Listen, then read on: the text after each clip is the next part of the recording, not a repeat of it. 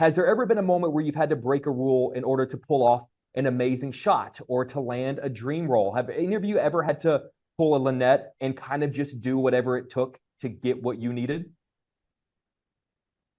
Whoa. Oh my God, that is such a good question though, Jake. Let me just think.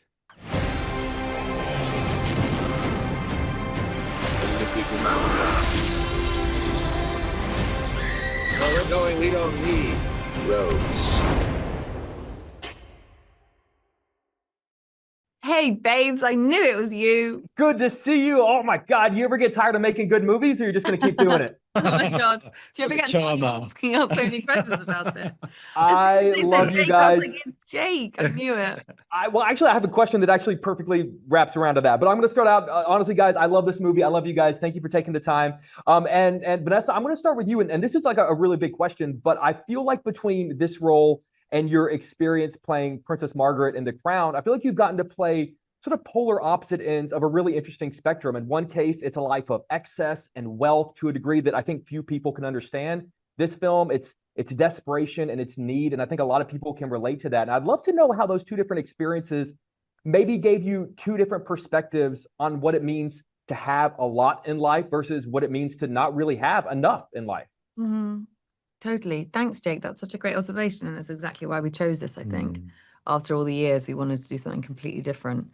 And, you know, someone that went on a real journey. And Margaret did such an internal turmoil, really, even though she had, like just even filming in some of those palaces, it's just like, oh my God, every item is, you know, ancient and Opulent. priceless. And in Lynette's experience, you know, nothing feels like it's what she dreams of, you know, and that put a different kind of pressure. It's so odd. But I think we were talking about the fact that we are in such a global society, really, where material things and, you know, accumulating things is the dream that we've been sold about, you know, therefore you feel good enough. And there's so many people who live next door to someone that has so much and they have nothing, no matter what they do, how hard they work. If you have someone that needs looking after and that has to be your priority, you know, and you don't have a system that supports you at all to do that. It was just, it was I felt very honored and so humbled by learning from women I talked to in women's shelters and many books we read about poverty, particularly in America, and the disparity in the system that's broken, no healthcare, you know, all those things are just, it became really important to us to make it. Yeah. Well, you made it so incredibly well because I feel like the movie, it touches on those things while also being just a very entertaining movie, which obviously is a big part of it.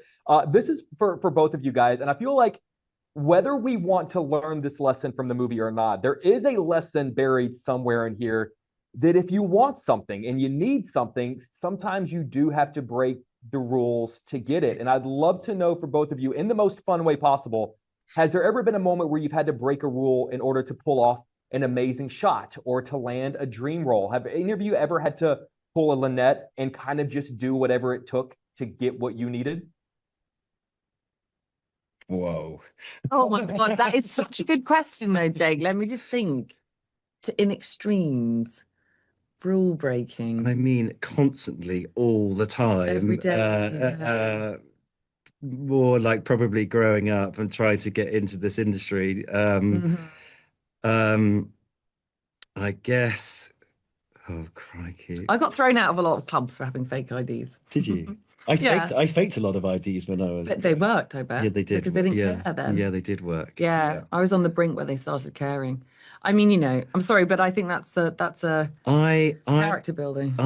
This is really when I was 16 and I was having to do my GCSEs, I was struggling and I later found out that I was dyslexic, but they didn't know that at school. So I decided that I would break into a school common room Oh my God. and get my essay over the weekend and have more time to write Oh my it. God, you got it out. Yeah, well, no, I went in there, but the teacher had already taken it home. So you And then didn't he get it. called me that weekend and was like, Ben, you haven't answered your essay. And then I basically had to say, oh, I was really sorry. I felt really dizzy that day. And I just felt, and he said, oh, don't worry, you can come in and you can And do we it do it, again. and you did it again. Yeah, I did it again. Well, but you broke in. Yeah, That would have been. That's like the worst Ocean's 11 sequel ever. I know. Break in for a school essay and you don't even get it. And you get it anyway because your teacher's life. Yeah. Yeah. Guys, I love you both. I love this movie. And Vanessa, you did something very kind to me just a few weeks ago. The day after we did our Fantastic Four interview, I saw you walking by in a bar, and I just thought, I'm not going to bother her. She probably doesn't even. And you, from across the bar, said, "Hi, Jake. How are you?" And I just hope you know, like those little moments, like that meant a lot to me. And it just reminded me of the kind of person you are and have always been. And I just want to thank you for your kindness and thank you for always Jake. making such amazing things. And thank you for supporting every film I do, even if you don't like it. Honestly, well, I haven't seen one that I haven't liked yet, but seriously, thank you for always There'll taking be the a time. day. There'll I be a love you. day. One Thanks, day. Jake. Thanks, Love you guys. Jake, See very you much. later.